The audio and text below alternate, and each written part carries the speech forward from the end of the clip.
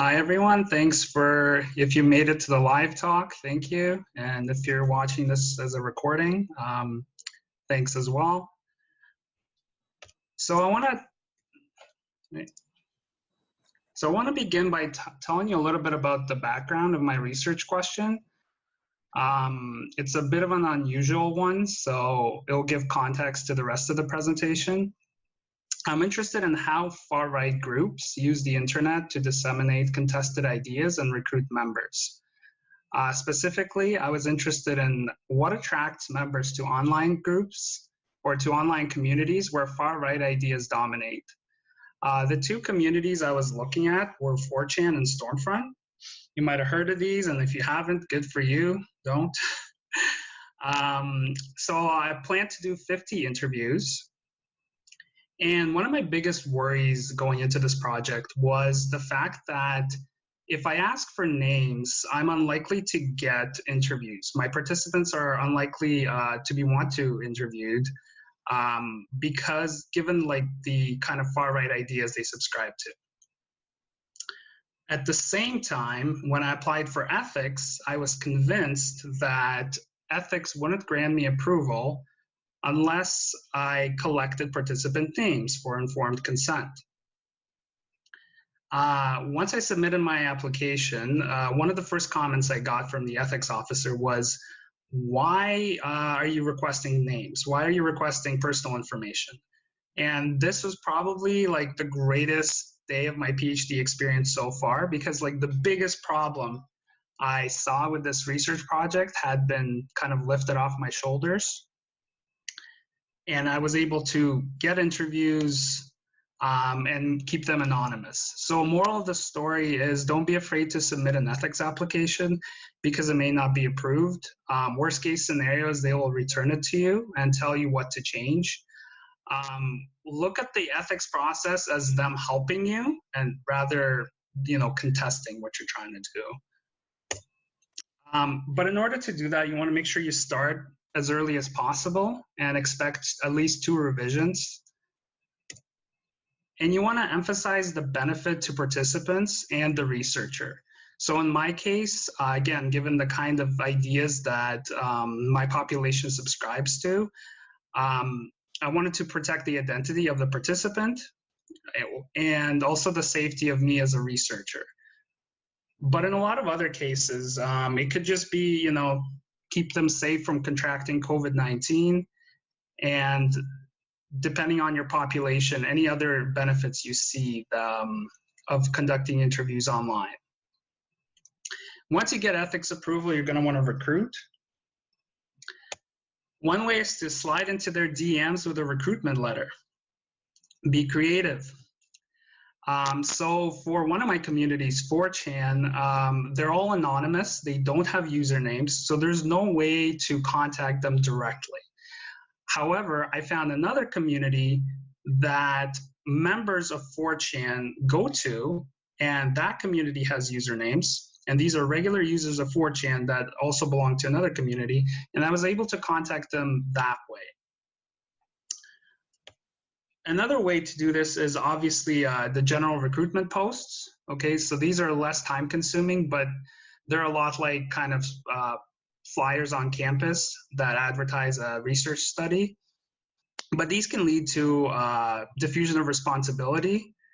I found much more success doing direct recruitment, like DMs and PMs, than with general recruitment posts. Another problem is when you put a general recruitment post, you usually leave your email address, which may lead to spam, trolls, and scams going to your email address. Obviously, depending on your population, this may not be as much of a problem, but one way to avoid this is to use a temporary email address. And once you secure an interview or somebody who's interested, then you can go on and give them your main address. Finally, when you're scheduling the interview, make sure to get their time zone. Virtual interviews are great because you can interview anybody from around the globe. You're not constrained by location. But if you don't get the right time zone, you'll show up at separate times and you'll lose an interview. It'll be frustrating for you and the participant. You also want to make sure you agree on the teleconferencing software you use.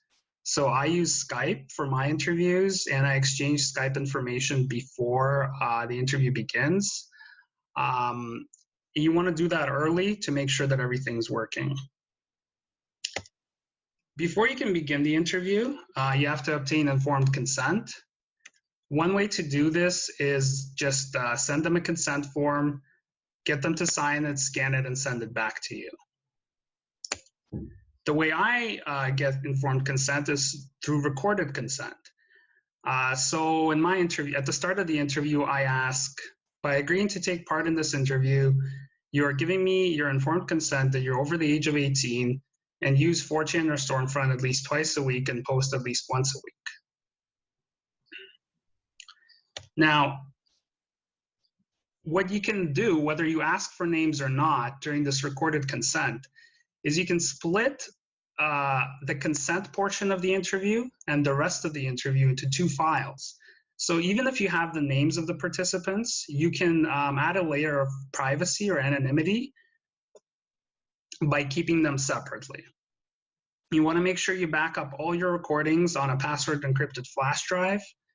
And for an extra layer of privacy, you can use PGP encryption or 2-factor authentication. Another problem with virtual interviews is the dropout rate. So I would suggest overbooking your interviews for the week. I've had a 40% no-show rate. Out of 38 people that agreed to be interviewed, only 24 showed up.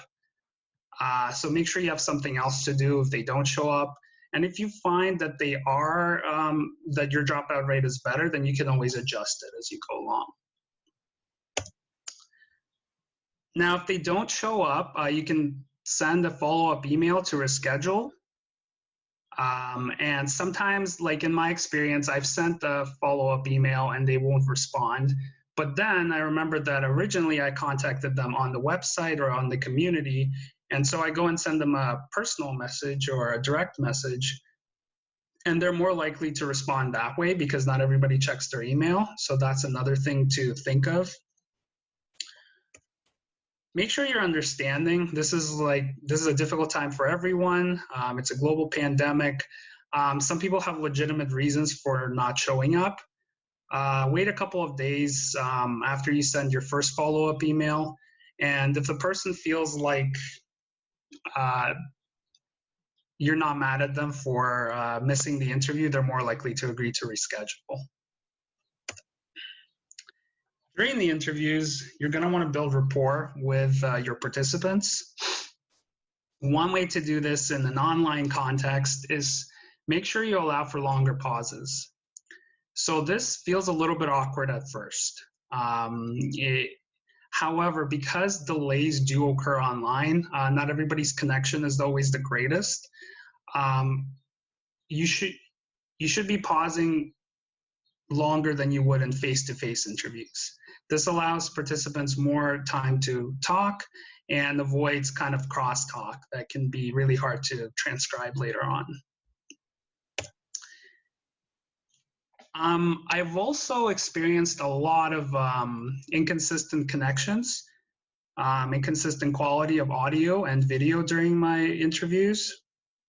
And when that happens, you realize that whatever they told you, even if you think you heard them, it hasn't been recorded. So rather than asking them to repeat it back, the tactic that I use is repeating back what I did here and ask them to verify. If you repeated back correctly, then you have it recorded right there. If you're missing parts, then they're going to fill in whatever you're missing. The worst that can happen is you get disconnected during a call. And I once got disconnected during a very kind of juicy, deep dive part of an interview. and the person was telling me something that was like very personal, and it took about 15 minutes to reconnect. And, it felt a little awkward to kind of like jump, dive right back into it. Like if they're telling you it's not a personal story, it took a while to work up to it. It was hard to start again. So what I've found works is you can ask them if they would like to continue where they left off. And if yes, that's great. But if no, have a couple of softer questions on the side that you can use to work your way up to the good stuff again. When considering voice only versus video interviews, it's important to consider the pros and cons of both. So benefits of video interviews are obvious. You get to see people face to face, but video can also be distracting. In a in-person interview, the person can't see what they look like to you. In a video interview, you can see yourself. So you may find that your participants are more occupied with that than they are with the questions you're asking them. Another problem is with poor connections. Turning off video might give you more bandwidth for audio. So you may get an interview that flows much better, that doesn't have video, but also has less interruptions. Finally, I think it's very important to let your participant choose. I've had participants who prefer video and who prefer just audio. Some people feel safer divulging certain information when they can see who they're talking to, and other people prefer not to be seen when they're speaking. So when it comes to dealing with these interruptions and dropped calls that I was talking about, my number one advice would be to use a wired connection whenever possible. Use an Ethernet cable. It decreases the amount of dropped calls. The audio quality remains consistent, and it avoids breaking immersion. The first 12 interviews I did were over a wireless connection, and I got a lot of inconsistent sound quality, which led to a lot of the repeat and verify that I was talking about earlier. I know a lot of computers don't have an Ethernet port, but if you do have access to a wired connection, I would definitely suggest it.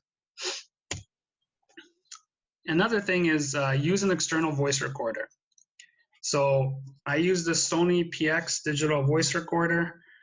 A lot of the software does have a recording feature installed, but if something happens during the interview to your computer, to the application, some sort of error occurs, you will lose the whole interview.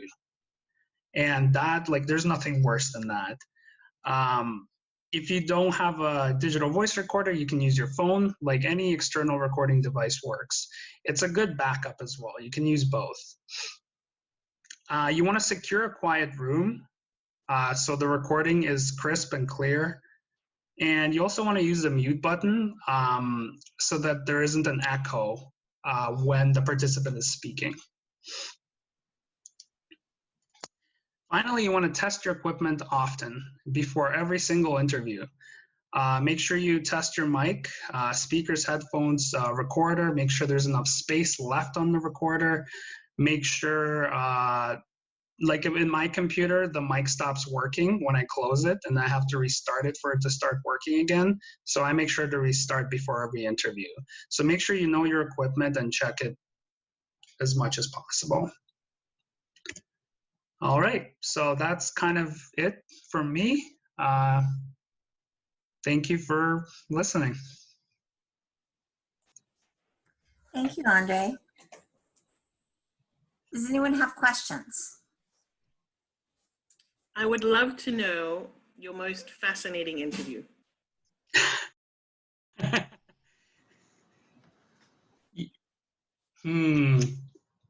Every single interview is fascinating in its own way. Probably the most fascinating interview I've had was with a person who, so a lot of the people I interviewed, anonymity for them is super important.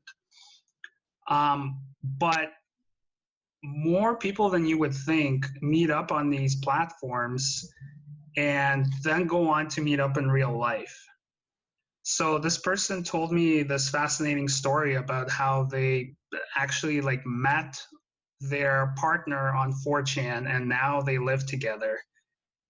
And it was something that I didn't expect to ever hear. For one, there isn't a lot of women on these platforms to begin with. But another was the fact that anonymity is so important to the users that it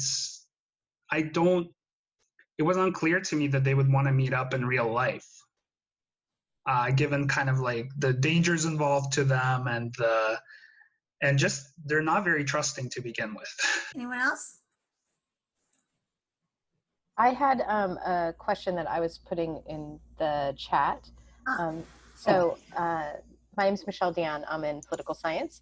So I was wondering, in your ethics application, did you specify that you would use Skype?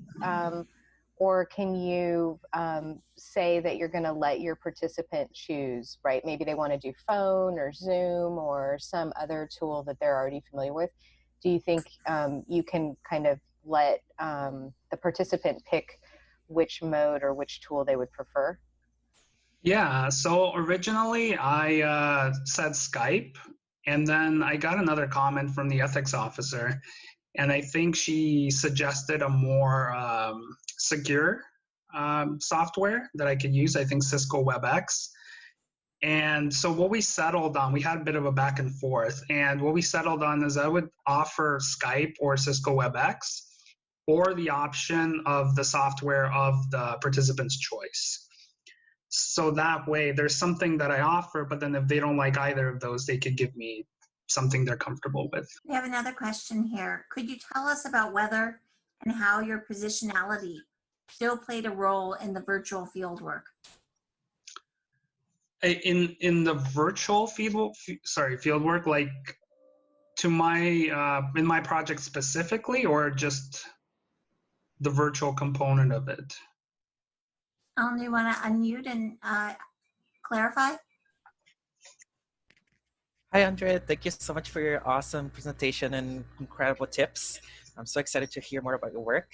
I think my question is around, in this virtual spaces where sometimes we become this almost disembodied avatars, can you tell us about how your positionality as a man and, in terms of race and all those things, do they play a role in terms of being able to recruit people or the stories they shared with you, their opinions? Can you tell us more about that?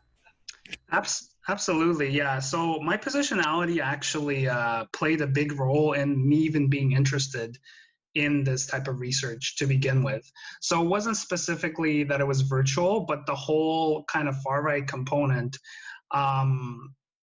I was interested in things like social justice. I was interested in topics like race and ethnicity, gender and sexuality. But I felt like someone that doesn't kind of look like me would have a very difficult time doing this kind of research. They would be very unlikely to get participants to agree to interviews. So the way I looked at it is I was always into the internet and society, but I kind of wanted to use my positionality in such a way that allows me to do the kind of research that some of my colleagues maybe wouldn't be able to do, or maybe they would face more dangers doing or more discomforts. So that's kind of like that was kind of why I chose to do this. And I love your background, by the way, Ellen.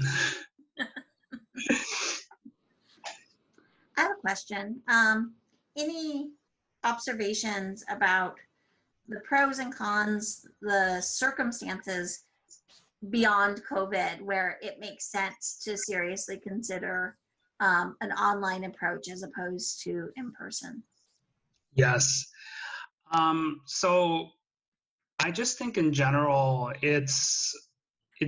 I think the population matters a lot. So the age of the population, I think younger groups may be more comfortable in doing virtual interviews. You might than doing in-person interviews. But really, what I was talking about earlier is not being bounded by location. So for projects that, that may be confounded by interviewing a specific set of individuals that don't live all in the same area, virtual interviews really allow us to kind of go beyond that and interview people all over the world. And I think if that's important to the study, then we can really start taking advantage of that. I don't have any examples off the top of my head. But again, like if you wanted to do like a cross-country comparison, or even in different cities, different geographic areas, virtual interviews would be the way to go. Yeah, I think that COVID is actually opening up all kinds of research and ways that we could approach talking to people that we haven't really explored significantly yet.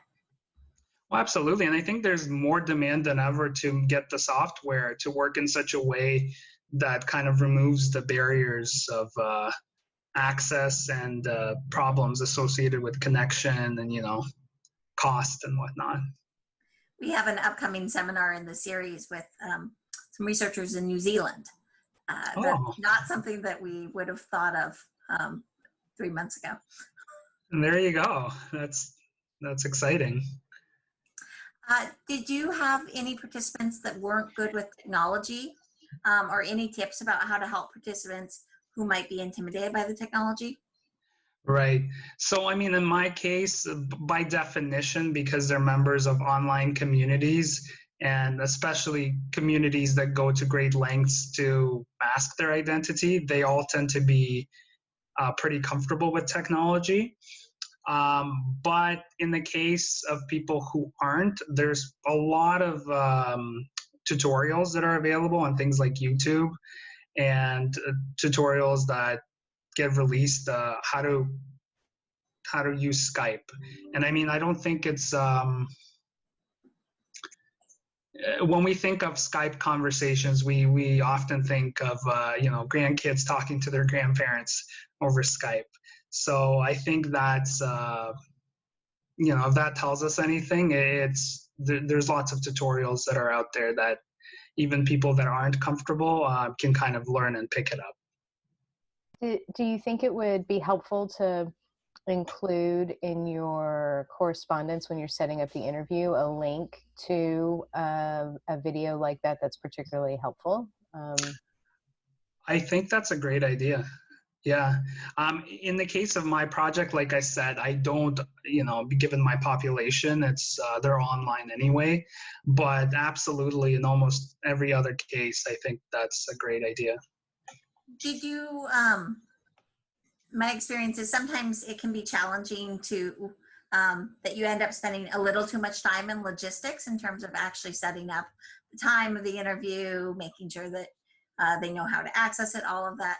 Did you find any shortcuts to be able to reduce the number of logistics conversations and get them in faster? Well, this is it's less of a shortcut and more of a kind of what I've noticed along the way. It's important to respond quickly to the participants. So, I mean, through email, the logistics, you can usually get everything done in one day. You can send your information package, you can ask if they're interested, set up a date, but it's important that you do it quickly because I found that if you wait a day or two to respond to them, they're likely to lose interest. So I don't know if that's like a shortcut, but more of something you want to consider when recruiting. I'm curious to go back to your initial research question and what you have come to understand about how people's involvement begins and how it develops over time in relation to these movements. Yes, so that's really the good stuff. So far I'm about halfway through the interviews. Like I've done 24, but I'm planning to do 50. So far, the most interesting thing I found, which I kind of didn't expect to find, is, and this is, I've had more 4chan than Stormfront interviews, but people on 4chan, a lot of them, despite the content on the website, which is very vitriolic, there's a lot of really, really horrible stuff on there. A lot of them see themselves as left aligned politically. And that seems to contradict everything that I see. Like I did a whole content analysis to my study, and that contradicts everything. So trying to get at the kind of bottom of that puzzle, like how you view yourself as left aligned, wherein you're, you're on in a community that, partakes in the most blatant form of racism and misogyny and, all these terrible things. And just kind of understanding where they're coming from. And one of the, again, this is preliminary analysis, but one of the initial answers I'm getting is that they almost view all this vitriol as like a signifier for this is a place where I can get the truth. Like I can get this unfiltered, true beliefs of people. And they view it as almost like this cost that they're willing to pay in order to get to the more interesting ideas behind it. And that's kind of been, I'm still kind of looking at the interviews, but that's kind of been this interesting finding that I've had. That's fascinating. I'm curious also about self-care and managing your reactions during the interviews. Yeah, so the interviews for the most part have been more tame than I was expecting, given the kind of content that's present on these communities. They've been mostly like civil, respectful. Some of the language they use I'm not comfortable with, but at the same time, I do in a way, I don't necessarily encourage it, but I ask them to kind of just be as honest as possible. However, when I was doing the content analysis portion and I was collecting the actual data on these websites, these communities, it took me a while to, I would say I'm still not really used to it. For self-care, it's just take time away from all this stuff and just kind of like work with it over time. And, there's almost like a second layer to it, because after several months, you almost begin to feel slightly desensitized. And then you're like, oh my God, how can I be desensitized to this stuff? And then you start like, that's another form of like anxiety. And yeah, but you got to take it, take breaks. Yeah. If you've done in-person interviews before, could you reflect on the differences, what you noticed about the interview technique and particularly transitioning into the conversation, if there were different approaches in terms of initial chit chat and the flow of questions? So the initial chit chat, I would say, is identical. You can start with demographic questions and just kind of general questions, and then eventually work your way up to the more difficult, the good stuff. But the difference that I kind of mentioned this during the presentation, in case there's interruptions or a disconnection, you want to be prepared to have several phases of the initial questions, have some on the side. So if there's a disconnection in the middle of an interview, you want to be able to start up again. And if you kind of run out of all of those questions at the start, then it might be difficult to get back into it. Otherwise, I would say it's pretty similar to in-person interviews in terms of like the start of the interview. Are there any other questions? With people spending so much time in Zoom meetings these days, a lot of articles online have been talking about how Zoom calls have been draining on people. That's interesting to consider in this context. Yeah, absolutely. It's something, I mean, so I started my interviews before this pandemic, and then kind of been halfway into it is when it happened.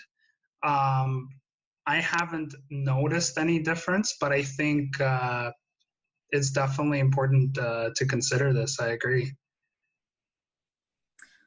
I'm curious about the geographic distribution of your interviewees. Were you seeing the community being largely international or more concentrated?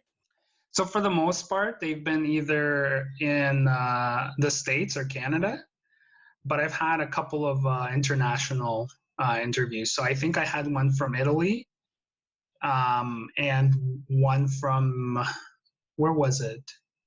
I think the Czech Republic. But most of them have been in Canada and the US. Thank you. Anything else? All right. Well, thank you so much, Andrey. We've thoroughly enjoyed this presentation, and speaking for myself, I've learned a great deal. No, it's my pleasure, Allison, and thank you for setting this up, and thanks to Michelle for organizing this. Really appreciate it. Yeah, thank you very much.